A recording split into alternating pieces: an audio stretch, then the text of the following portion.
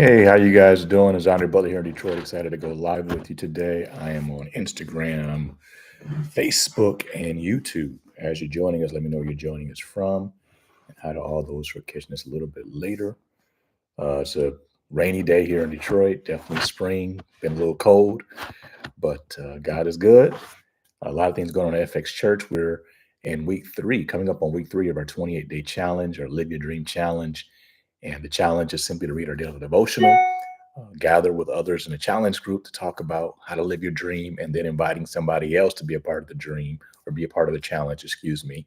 And you can get into that still. Right now, go to myfaithx.com or 28dreamchallenge.com and get the devotional and find a group. And of course, invite others to do the same. And we're excited about the things we've been talking about on Sunday mornings. This last week, we learned to not die in the nest, and 2 weeks ago, and then we learned to keep moving forward this last week. So definitely want to encourage you to check that out. Excited about Andre Butler Ministries and how we're reaching people every day through the internet, through social media. I get a message almost every day from somebody saying that a message, a clip, something really helped them minister to their life. And excited about some things that are coming. We're really about to get after reaching 1 million people for Jesus online. Our goal is to have 1 million followers and really reach more than that. And so there's some things that we're working on that's going to be pretty great. And I do have a book coming soon called Church Hurt. Been talking to different publishers and the like. And so soon enough, we'll make a decision there.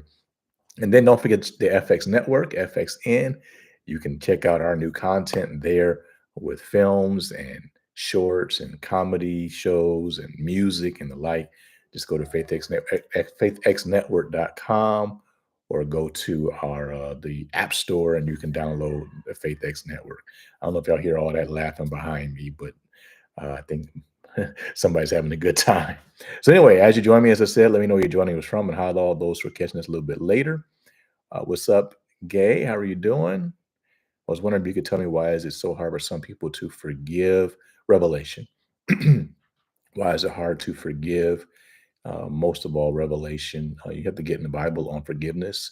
You need perspective. The Bible talks about if God has forgiven you for millions of dollars worth of debt, then surely you should forgive your neighbor of what's maybe $20 worth of debt, right? I mean, there's that story, I think in Matthew chapter 18, about the man who was forgiven of a massive debt by a king and then turned around and had someone thrown in prison for what was a minor debt. And so sometimes we lack perspective.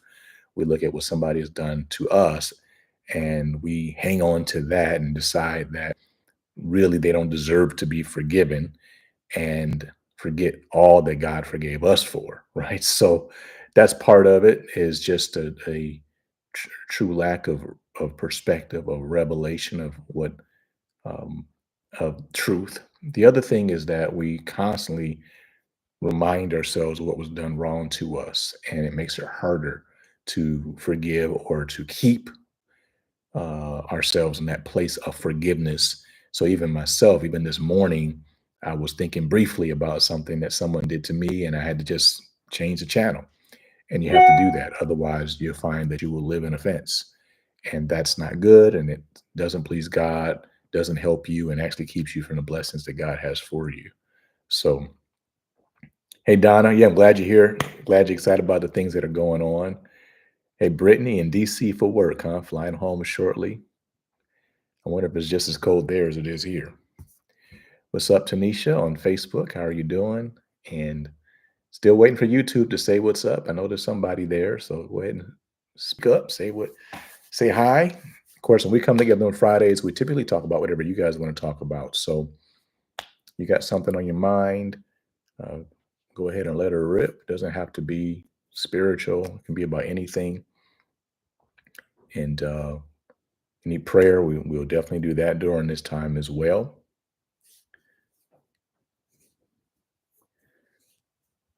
Hey, Britt, how are you doing? There you go. And you too. Good to catch up with you. Hey, Kim, good morning. So what do you guys have planned for this weekend? What's on tap here? Hello from Round Rock. Hello, Brother Mook. God bless you. Hey, Michelle, excited to see some Christian programming on the network. Yes, yes. I'm excited about the FaithX Network. We've just got it off the ground. We've got more content coming like immediately. I mean, in the matter of a week or so, We're going to be adding new content, and that's the plan, to keep adding new content every month. And it won't be long before there's a truckload of good faith-based, relevant content available to us, not just for us, but for our kids. We've been talking to some organizations about getting some good kids content on there. So I'm excited about it. It was not an idea I came up with. It was something I never really even thought of. God dropped it in my heart. And and I'm like, I don't know how to do that, And I reached out to one of our team members, and it just happened that she just finished a class on how to do that. And so we've been running with it ever since. And it's taken us a couple years because there's a lot of things going on at FX Church and Andre Butler Ministries. And we had Match Made coming out and all of that. But here we are. I went to pray at the White House this week. Then a group came sing worship songs. It was a time. Yeah, I saw, we have one of our overseers was at the White House, her and her husband. And so they posted a few clips from it too. And it was a praise and worship service right there in the middle of the White House. And it's pretty amazing. Did you see the Marvin Sapp video? I did. And of course, it's from July of last year. I don't know if people realize it didn't just happen. And without even getting into the content of the video, I have a real problem with preachers piling on. And I was looking at some of the comments that people were making about the video. And of course, they always want to use it to denigrate preachers and Christianity and all that. But for preachers to pile on, I just think it just tells me something about you. It just does. I don't care how famous you are. I don't care what your name is. You're not helping here. You're doing the complete opposite. Whether Marvin should have done something different that day or not, I won't even get into. But I know the fruit of his life. And as far as I know, this is a man who served God all of his life. God has used to reach and help many, many, many people. Most of us have had a moment where we had to sing "Never Would Have Made It," right? Or some variation. And that's just one of his songs. And so this is a man of God, and should have handled it differently. Probably.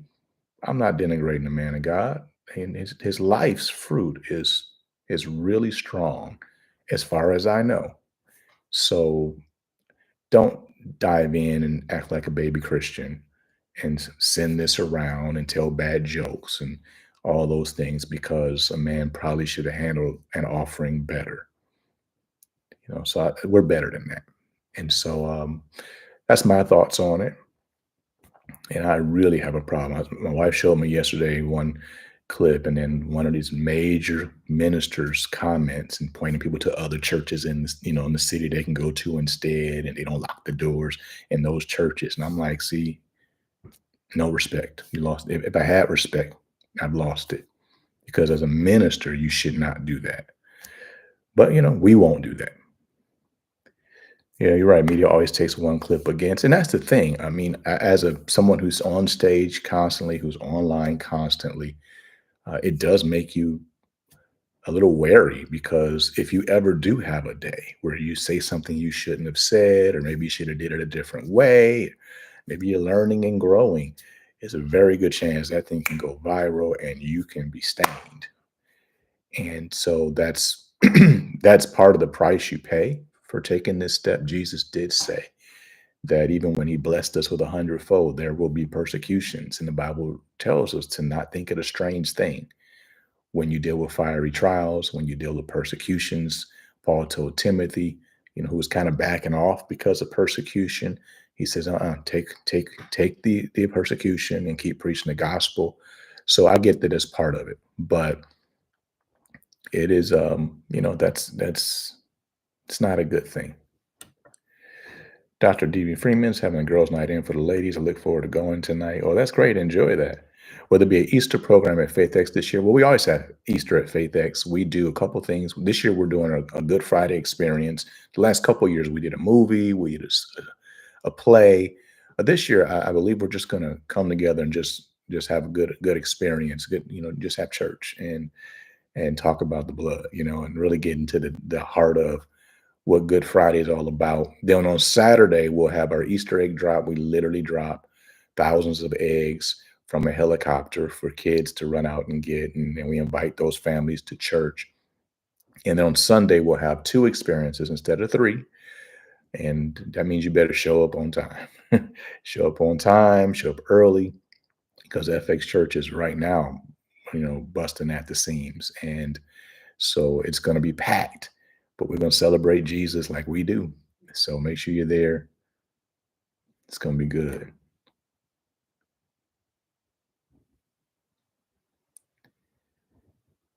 Hey, Angela Marie, we're doing well. Good to connect with you. I struggle with getting up early for interrupted prayer. I get in a rhythm, but sometimes lose a discipline. Any advice on how I can overcome being up and down in this area? More revelation.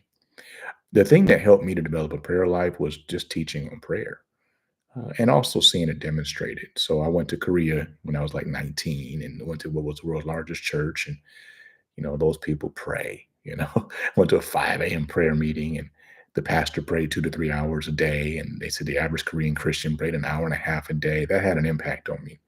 But even then, I didn't necessarily have a consistent prayer life until I really started reading books, listening to messages, studying what the Bible has to say about prayer. And when that got in me, that changed my behavior. And that's what, Joshua 1 talks about when God said to Joshua, excuse me, this book of the law shall not depart out of your mouth. You shall meditate in it day and night, that you may observe to do. So meditation brings revelation, which brings manifestation, even in regards to your actions. So I would get in the word on prayer. There's a great Kenneth Hagin has some great books on prayer. There's a great book by Lynn Hammond called The Master is Calling that really helped me. So get the word on it. A lot of people write things that are nice, but maybe surface level teaching. Get the best on it. Billy Brim's good on prayer, and it'll change you.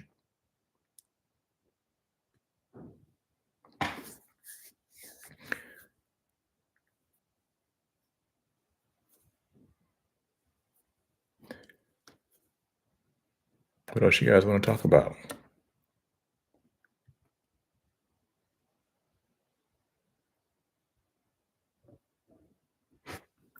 Would I do that in the gym? Probably not, but I am looking to do more with businesses at FX. We just we're doing the best we can what we have. But if you have a heart to help businesses at FX, let me know. Come talk to me. And because that's part of what you look for is people that have a passion for something. And so the idea of the dream team at our church is that we're not all living my dream. It's actually finding out the dream in your heart. We're going to help you live your dream, right? And make a difference. So, that means that you got something in your heart. Let me know. Hey, Keisha, how are you doing? Good to catch up with you.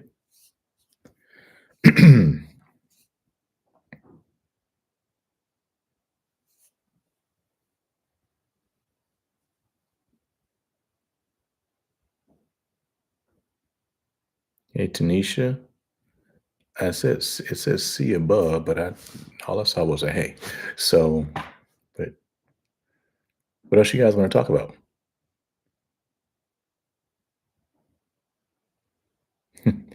MSU beat U of M, go green. Yeah, a couple of weeks ago, but U of M won the Big Ten championship. Michigan State didn't. So now they're both today in the Sweet 16. So hopefully they both win and they can meet up again when it really matters. But we'll see.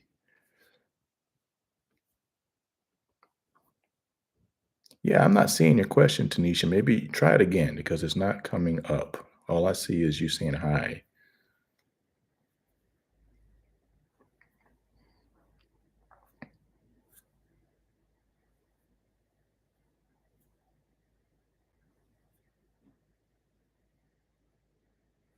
What else you guys want to talk about? You guys went quiet on me in the middle. This never happens. It always happens at the beginning, not at the middle, in the middle. So,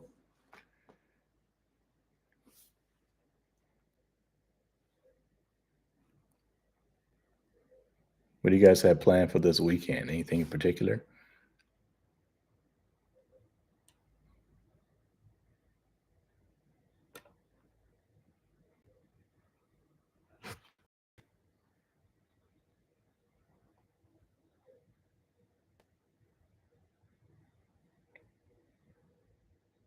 It's quiet. All right. Did you see that Mel Gibson's working on part two of The Passion of the Christ called The Resurrection? I did. I've been hearing about that for years. And I just saw, I guess, the article. I don't know if it was an announcement that they're going to start shooting, is it later this year? Which is pretty great. And I've read some things about it, what he's going to do, and I'm excited about it. He knows what he's doing. Good afternoon, Beatrice.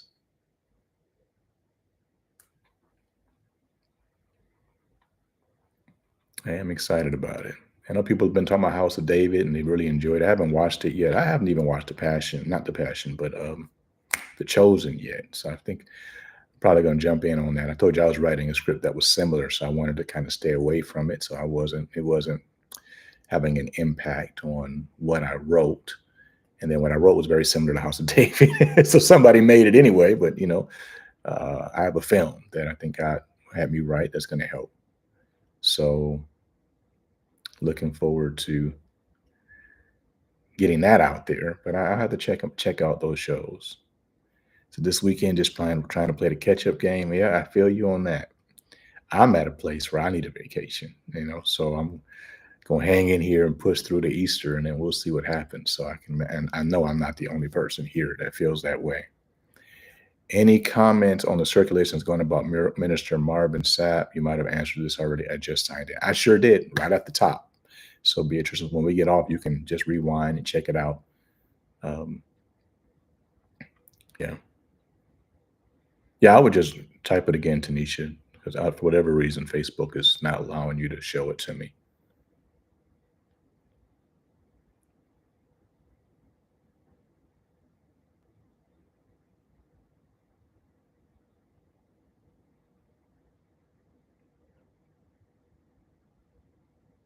Speak a little on if a person is married and one of the spouses wants to leave, how do you handle that? Well, it's 1 Corinthians chapter 7.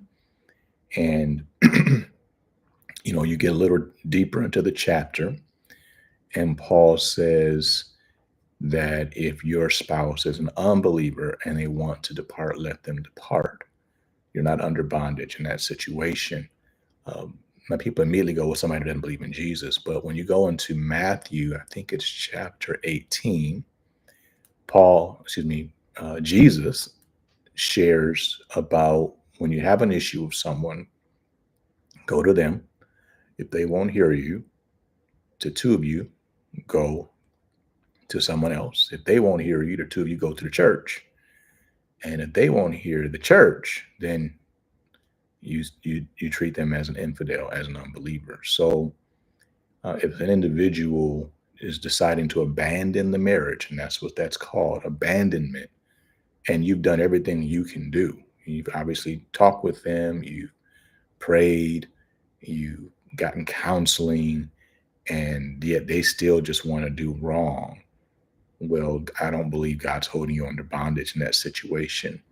That's pretty consistent with how God deals with free will, period. People have free will. You can do the right thing and somebody still leave you. Ask Jesus, right? I mean, Jesus was the perfect leader. Judas still left him. And it wasn't just Judas, there was also a number of other people that left him. So I know people have put a stigma on divorce and they assume that if a Christian's divorced, that they must have did something wrong too.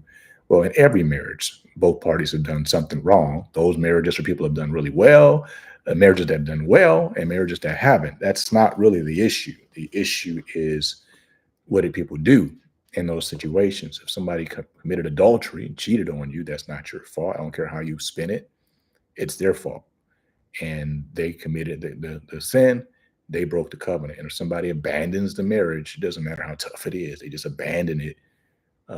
That's once again on them, not on you. And God's not going to penalize you for the rest of your life because of somebody else's choice in that arena. So I think I talk about this in my book, Life After. So that may be something to check out. I'm sure we got a YouTube message on it as well. I think it was Life After Divorce. And you can find it on my YouTube channel, Pastor Andre Butler.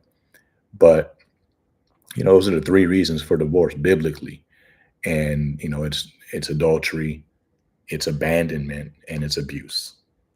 So if you're in that situation, do everything you can. The Bible says, as much as lieth in you, be at peace with all men. It's Romans chapter 12. So you do everything you can. Every conversation you can have, do all the praying you can do all the counseling you can do. Pick up the book by Kenneth Hagin, Marriage, Divorce, and Remarriage. And but if they still decide, nope, I want to end this, well, they're free to go, and you're free. God's not going to hold that against you. So obviously, I did a whole teaching on that, and that book really does a great job of teaching that. So if you need more Bible on it, go for it. Check it out, because that's really what you should do. Let's look at what the Bible says. So the audio is so low. Anybody else having a hard time hearing me? Is it just I'm talking too low? Because it could. That's possible. Um, Sent the question, and Messenger's a little lengthy. Okay, I'll check it out. Hey, Miss Collins, good to catch up with you. She was my teacher in fifth grade, so she's awesome. As far as the Passion 2, what will be about Jesus' time in hell? Yep, that's exactly what it's going to be about. What I've read about it is that he's going to start with Jesus in hell, and that's what it's about. So that ought to be really interesting, especially right. So it's going to be very well done. Said you can hear me just fine. Okay, so that just might be your audio. You might want to just turn it up.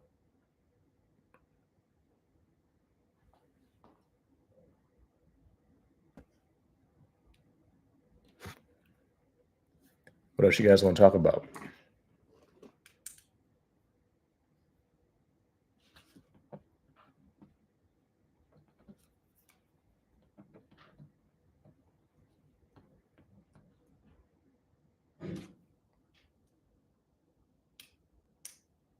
Oh, so you turn your phone up and it's good. Okay, so there we go. A little quiet today, but that's cool. Everybody's kind of chill, which is a good thing. It's nice to have quieter days because there's surely plenty going on in the world. Plenty of times when we don't have quiet days.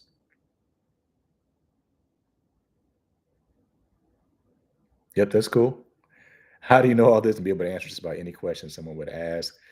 Um, just been in the Bible for a very long time, in ministry for almost 30 years, and God has helped me because that's really the key is God to give you the answer in the moment. That's what happened to Solomon, right? He was like 20 years old, and they brought two people to him, two women, and they said, we both were sleeping, we both had our babies in the bed, um, and one of them said, I woke up and this woman had rolled on her baby and killed it, and then took my baby and put it in her bed, and the other woman said, "This is my baby." And if you're a 20-year-old new king following David, how on earth do you answer this? And God gave him wisdom. Take a sword, cut the baby in half. And the real mother said, let her have the baby. And the fake mother said, go ahead and do it, which is just like, wow, that's ugly. And so God will give you wisdom on the spot and pastors know this. Yeah. Divorce is not God's will and plan, which is why we should partner with God in selecting who we marry. Once we get that part wrong, we're on shaky ground. I agree with you entirely. However, it is also true that you could be with the person God told you to be with, and then they can make a choice to end the marriage. And so, I mean, once again, was Jesus wrong in choosing Judas? No. So that's the issue. So that's unfortunately the world we live in. People cheat all the time, do all stuff all the time. So while you walk with God, you follow the word, and you be led by the Holy Spirit. Well, FX hosting any single conference this year. Not a conference, but I am really thinking about doing a one-night event for singles. Just haven't gotten around to putting it on the calendar, but we want to do something for singles and married. So about to attend a virtual networking event. One, I'm awful at networking. What advice do you have? Is kind of stop like speed dating, but fully networking. What I would say is be confident. Just be confident, man. Even if you don't know, act like you know, because actually you know more than you think. Right. So often what happens in those kind of settings is fear is what paralyzes us and gets us to act a little weird and different. No, man, be you. Be confident. There's somebody, some situation that's perfect for you. Any opinion on LeBron James, Stephen A controversy? Yeah, I typically like Stephen A's work. I really don't like what he's doing right now. I think that's just crazy. I think you don't. He was wrong. He was very personal about Bronny. The Bronny hate's been ridiculous. Bronny from day one has been absolutely capable of being an NBA player, and I just couldn't. All the hate or he taking somebody's spot. It's just people don't, casuals as they say, don't understand basketball. The boy had a heart attack before his freshman year of college. Of course, he didn't bounce back and play well that year. It was a miracle that he came back at all. So of course it takes a good year or so often to really become the player you were when you tear an ACL. How about a heart attack? Right. So the boy needed some time, but the boy up until then, there was no question he was going to the NBA. And now he's proving it. So it was personal, the stuff that Stephen A was saying about him. So yes, I agree with LeBron coming up to him and saying, "You're gonna take your hands off, take your mouth off my son." A little Will Smith in there, but he didn't slap him. But I agree with that. And then for Stephen A to then turn around and do what he's doing now, I've lost all respect for that. As that, and he said I wasn't being personal. So then decides to be even more personal. He's so be it. So that's my thoughts on it. Thank you, Paige, for that and the encouragement and also the prayers. Do I have a ministerial network? I do not. I do not. That's all I'll say about it at the moment. Definitely a part of a couple pretty great networks. The Ministerial Alliance my father has. I'm part of ARC, Association of Related Churches. Kenneth Copeland. Those are the three ministries that we're connected to in those ministerial networks at the moment. God's put some things in my heart, but now is not the time. I wasn't expecting the Dream Challenge to impact my life the way it has. So that's why we do it. That's awesome. And that's it, man. God wants you to live your dream, and we're doing everything we can to help you do that. All right. Well, good hanging out with you guys today. This has been a good time. So thank you guys for staying connected with me all these years. Many of you have been doing this with me for years. If you're in the D, come on through FX Church 9:45 and 11:30. And we're continuing our Live Your Dream Challenge. Get to a group if you haven't already. Go to our website. You can find one, read a devotional every day. Of course, ABM, if you want to be a partner, you want to help us reach a million followers and beyond, go to AndreButler.com, or you can also just get constant ministry from us as well. And check out that FaithX Network. You can find it in FaithX Network in your app store or the website, FaithX Network, or of course, also on Roku and Apple TV. Love you guys. I'll catch you with you soon and know that God has a future for you.